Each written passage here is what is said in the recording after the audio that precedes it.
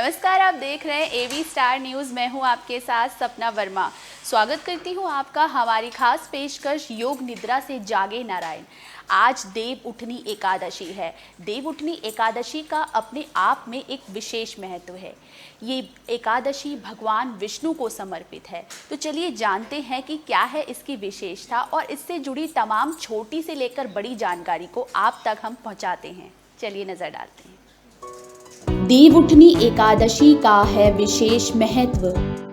देवउठनी एकादशी को योग निद्रा से जागे थे नारायण। देवउठनी एकादशी, जो कि कार्तिक मास की शुक्ल पक्ष की एकादशी को मनाई जाती है, इस एकादशी को देव प्रबोधिनी एकादशी और देवोत्थान एकादशी भी कहा जाता है। हिंदू धर्म में एकादशी का बहुत अधिक महत्व होता है। एकादशी तिथि भगवान विष्णु को समर्पित होती है और इस दिन विधि विधान से भगवान विष्णु की पूजा अर्चना की जाती है। भगवान विष्णु की महिमा का जितना भी बखान किया जाए, ना जाने फिर भी क्यों कम लगता है। एकादशी के दिन भगवान विष्णु की पूजा से व्रती की सारी मनोकामनाएं पूरी होती हैं। इस दिन तुलसी जी का विष्णु प्रतीक शालिग्राम के साथ विवाह किया जाता है। सबसे पहले सृष्टि से पूर्व भगवान नारायण प्रकट हुए और भगवान नारायण ही सत्व गुण धारण करके भगवान विष्णु के रूप में प्रकट होते हैं और सारी सृष्टि का पालन करते हैं।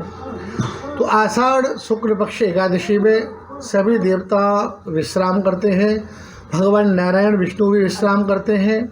और कार्तिक शुक्ल पक्ष एकादशी को, जिसे देव उत्थान एकादशी कहते हैं, भगवान सक्रिय हो जाते हैं, क्रियान्वित हो जाते हैं और आज के दिन से ही सभी शुभ काम प्रारंभ हो जाते हैं। इसलिए आज भगवान नारायण विष्णु भगवान की पूजन का विशेष महत्व है। इस दिन से ही विवाह, गृह प्रवेश, जातकर्म, संस्कार आदि सभी कार्य प्रारंभ हो जाते हैं। ऐसी मान्यता है कि भगवान विष्णु शयनी एकादशी को सोते हैं और इस दिन जागते हैं। इस प्रकार इसे देवउठनी या प्रबोधिनी एकादशी भी कहा जाता है। Bureau report, AB star news. चलिए बढ़ते हैं हमारी इस पेशकश में आगे और अब आपको बताते हैं इससे जुड़ी कथा के बारे में। क्या कहती हैं पौराणिक कथाएं और वृंदा और माता तुलसी के बीच क्या है संबंध। आज के दिन शालिग्राम भगवान की पूजा का क्या महत्व है और आखिर क्यों भगवान हरि को तुलसी अधिक प्रिय है। चलिए एक नज़र डालते हैं। देवउठनी एकादशी के दिन होता है तुलसी जी का विवाह।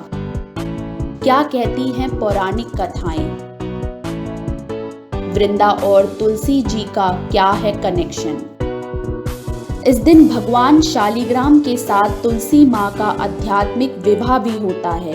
लोग घरों में और मंदिरों में ये विवाह करते हैं। इस दिन तुलसी पूजन का विशेष महत्व है। शालिग्राम और तुलसी की पूजा से पितृदोष का शमन होता है।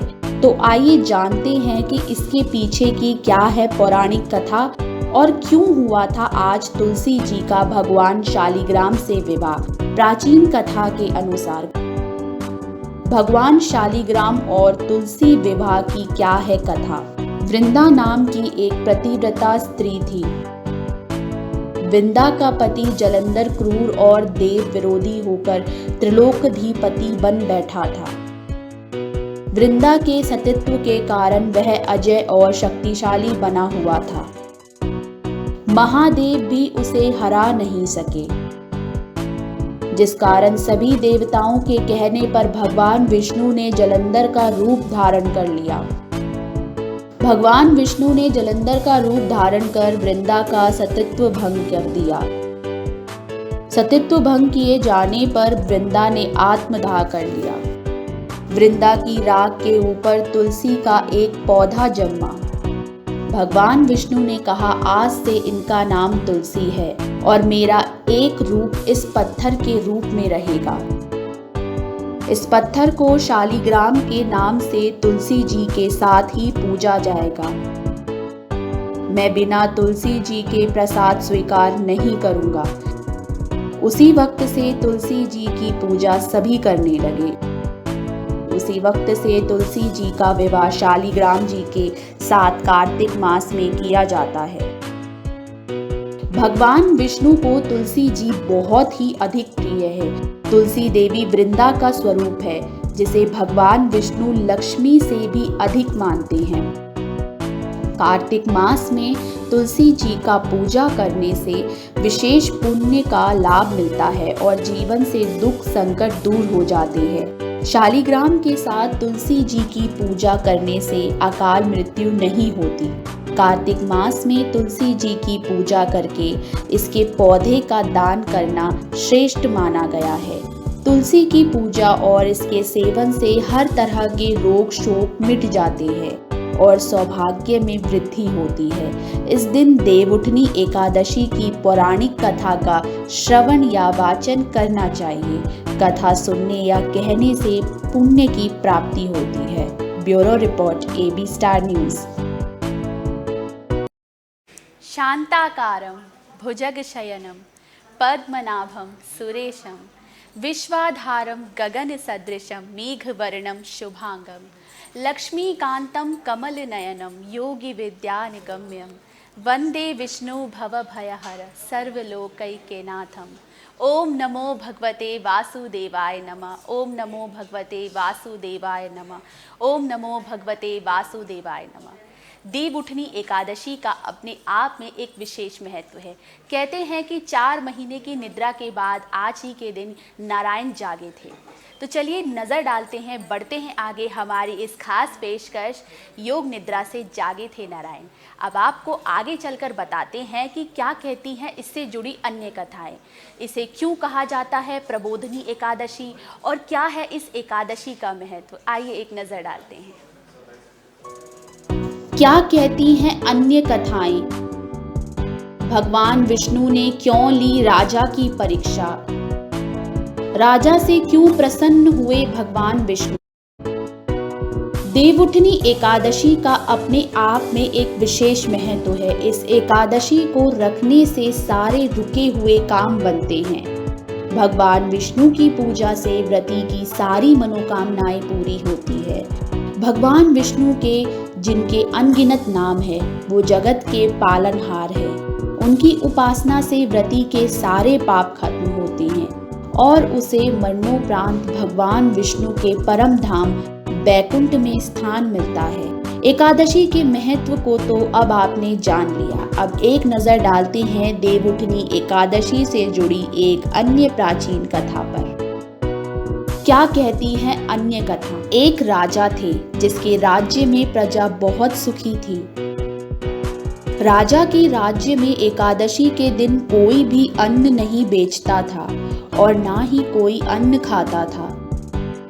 एकादशी के दिन उस राज्य के सभी लोग केवल फलाहार किया करते थे। एक बार भगवान विष्णु ने राजा की परीक्षा लेने की सोची।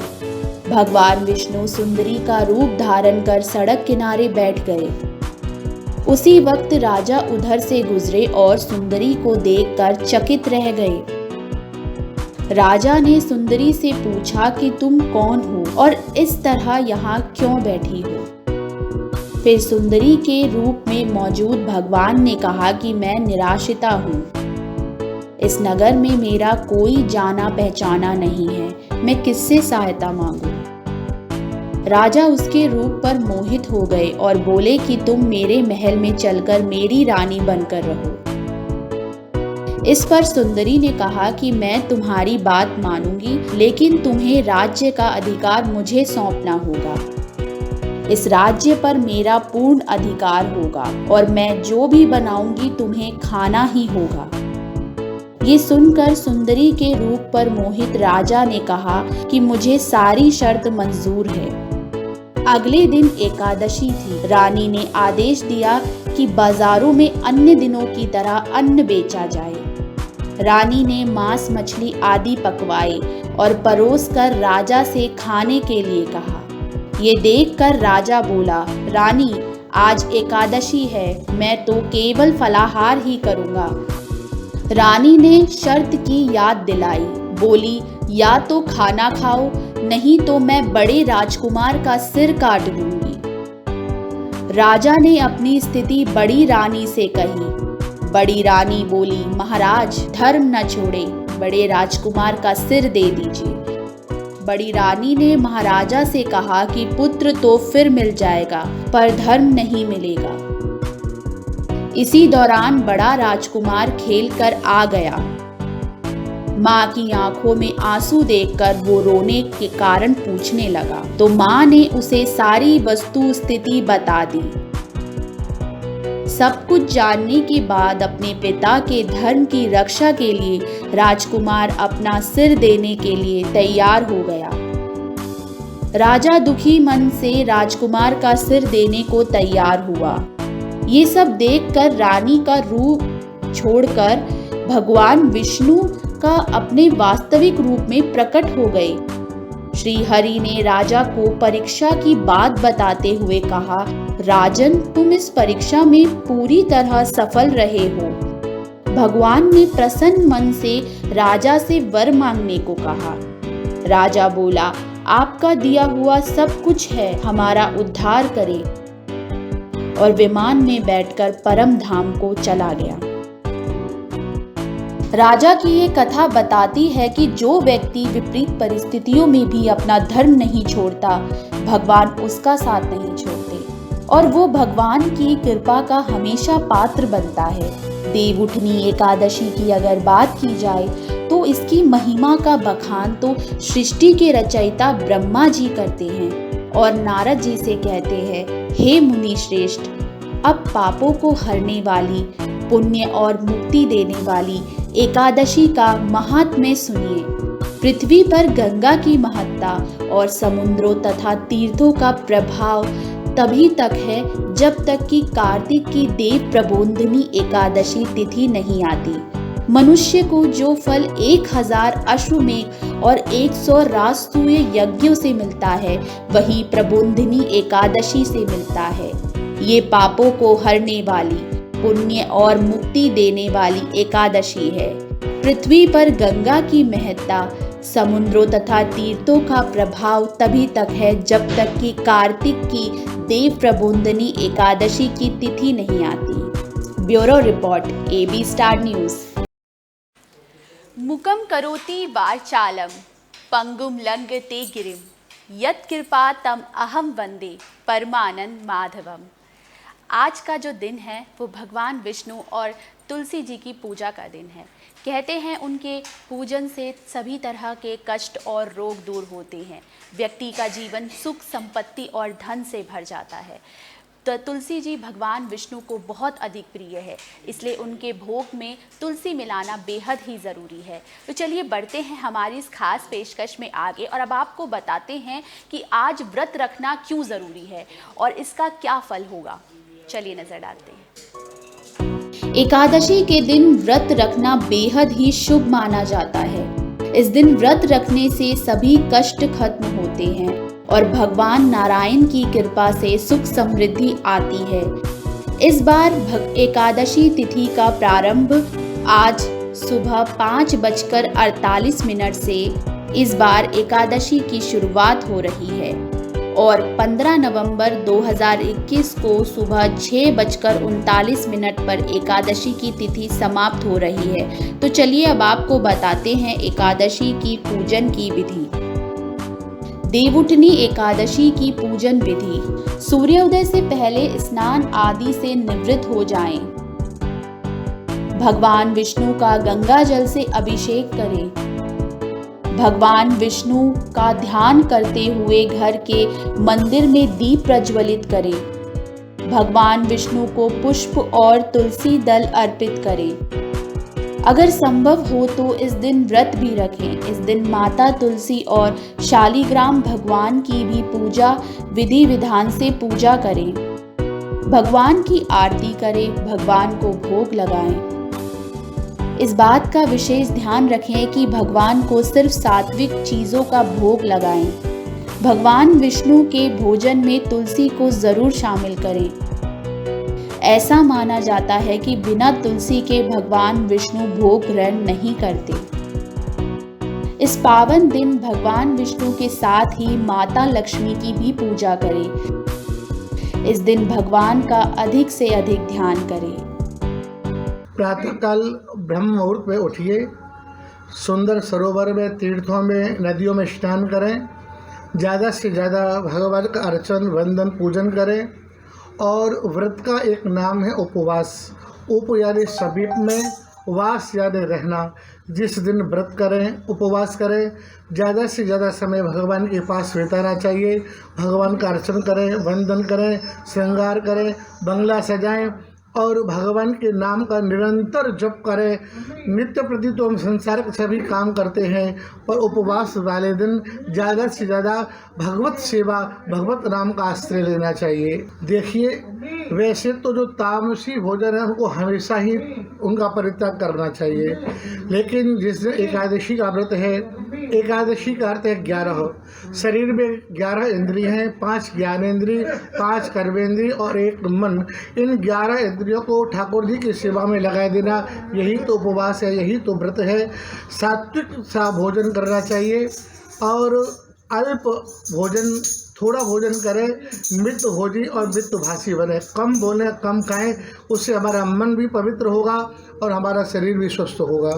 देखिए, आज के दिन प्रदोष काल में अथवा ये जो गोधूली समय होता है, इस दिन भगवान का पूजन करना चाहिए।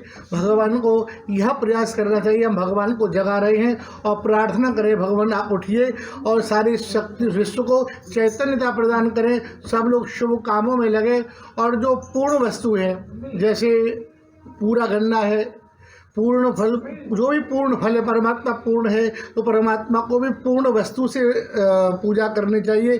खंडित वस्तु को भी भगवान को न चढ़ाएं और फल पुष्प आदि जैसे पैदा हो उसी तरह पूर्ण रूप से भगवान के चरणों में समर्पित करना चाहिए और उनका पूजन करके दीपक जला के यही प्रार्थना करनी चाहिए, भगवान सारे विश्व का कल्याण हो, सबको चैतन्यता प्रदान करें, सबका मन बुद्धि सात्विक बने और अधर्म का विनाश हो, धर्म की विजय हो और परमात्मा सभी के ऊपर कृपा बरसाए। ये भगवान से प्रार्थना करनी चाहिए।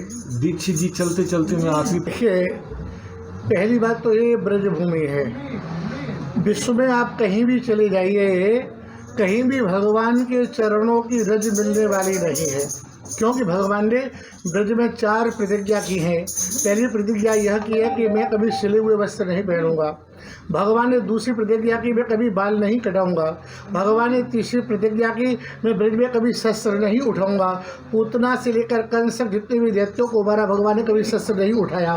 भगवान ने निहत्य सबका वध किया है। और चौथी प्रतिज्ञा भगवान ने की, मैं ब्रज में कभी चप्पल जूते नहीं पहनूंगा। तो जो ब्रजरज है उसका स्पर्श भगवान के चरणों से हो गया है। आप भगवान राम भी पादुका पहनते थे, हर देवताओं ने चरण पादुका पहनी है, लेकिन ब्रज में हमारे कन्हैया ने, राधा रानी ने कभी पैरों में चप्पल जूते नहीं पहने। तो जो ब्रजरज है उसका स्पर्श ठाकुर जी के चरणों से हो गया है।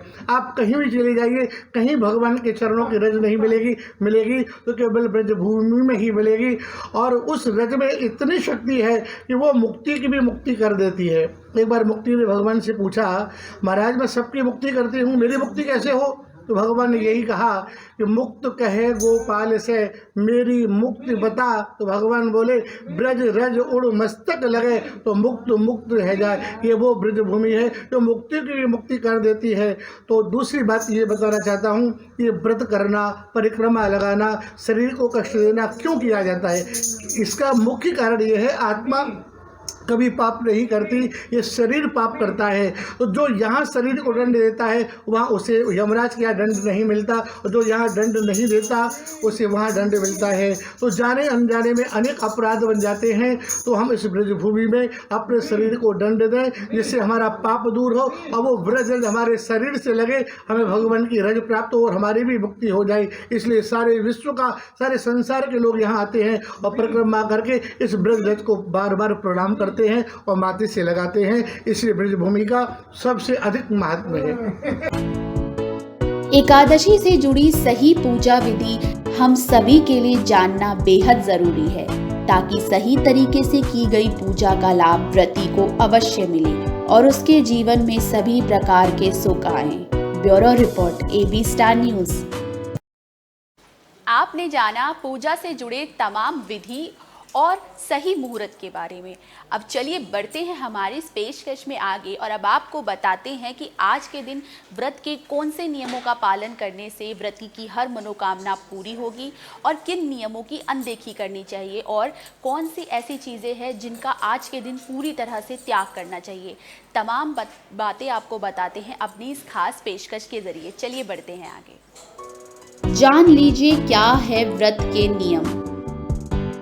हम और आप में से बहुत से ऐसे लोग हैं जो कि पहली बार एकादशी का व्रत रख रहे हैं और रखना चाहते हैं, लेकिन उन्हें व्रत से जुड़ी सही नियम नहीं पता। उन सभी के लिए ये व्रत से जुड़े तमाम नियमों को जानना बेहद ही जरूरी है। तो चलिए आपको बताते हैं व्रत से जुड़े नियमों के बारे में। Graphics header. क्या है व्रत के नियम? एकादशी के दिन फलाहार का सेवन करें। एकादशी के दिन चावल खाने से इंसान रेंगने वाले जीव की योनि में जन्म लेता है। शास्त्रों में सभी 24 एकादशियों में चावल खाने को वर्जित माना गया है। इस दिन भूलकर भी चावल का सेवन नहीं करना चाहिए। एकादशी के दिन भगवान विष्णु की पूजा अर्चना करें। पूजा के साथ ही खान पान, व्यवहार और सात्विकता का पालन करना चाहिए। एकादशी के दिन ब्रह्मचर्या का पालन करना चाहिए। एकादशी का लाभ पाने के लिए व्यक्ति को इस दिन कठोर शब्द का इस्तेमाल नहीं करना चाहिए। इसके साथ ही लड़ाई झगड़े से भी बचना चाहिए। एकादशी के दिन सुबह जल्दी उठना और शुभ माना जाता है और शाम के समय नहीं सोना चाहिए। ये सभी नियमों के साथ अगर आप व्रत करते हैं या व्रत किया जाए, ये सभी नियमों के साथ अगर व्रत किया जाए तो व्रती की हर मनोकामना पूरी होती है और उस पर भगवान विष्णु की हमेशा कृपा रहती है। उसके सारे पापों का नाश होता है और अंत में उसे मोक्ष की प्राप्ति होती है। Bureau report, AB star news. तो जैसा कि आपने व्रत से जुड़े तमाम नियमों के बारे में जाना, चलिए वक्त हो चला है आज की इस पेशकश में इतना ही। वक्त हो चला है आपसे विदा लेने का। आप सभी को देवउठनी एकादशी की ढेर सारी शुभकामनाएं। धन्यवाद।